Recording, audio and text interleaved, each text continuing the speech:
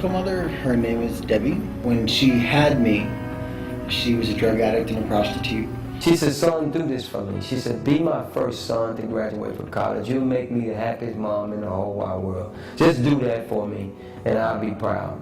I was a high supreme gangster. I started off young, real young, at 12 years old when I picked up a pistol to be part of the organization. I worked my way all the way up to what they call a high supreme gangster, about the highest you can go. My mother was a devout Christian, church 6 days a week, extreme holy roller, and then my father was the exact opposite. He was a hustler, he was a drug dealer, he was a night out, ran the streets.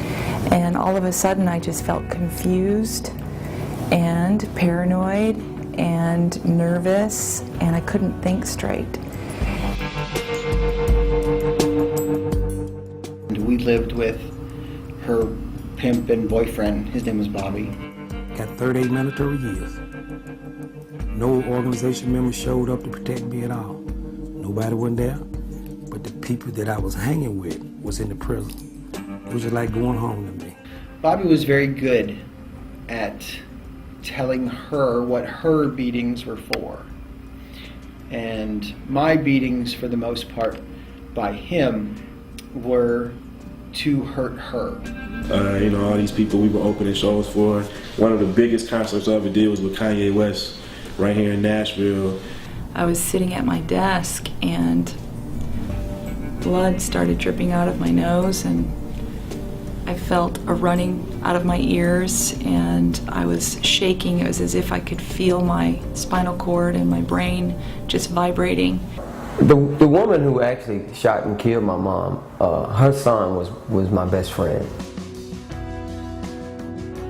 I ended up finding his address, his employer, and I started stalking him. The first shipment of drugs that we received was 500 pounds of marijuana.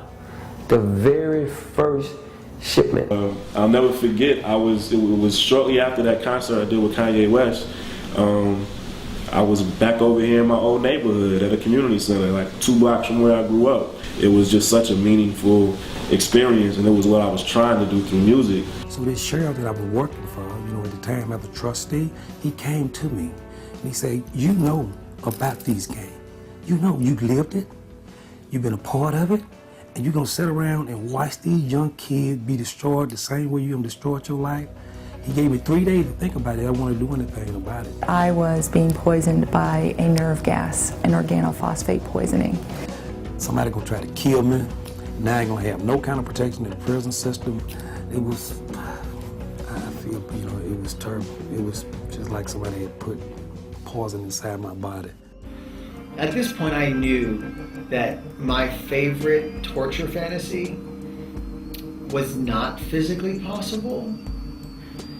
Just based on human anatomy, it's not possible. I've got to find help.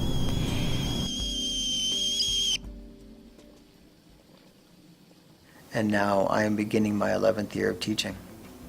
And I've never, ever hurt Bobby. And I have no desire to anymore. Now I send him birthday cards.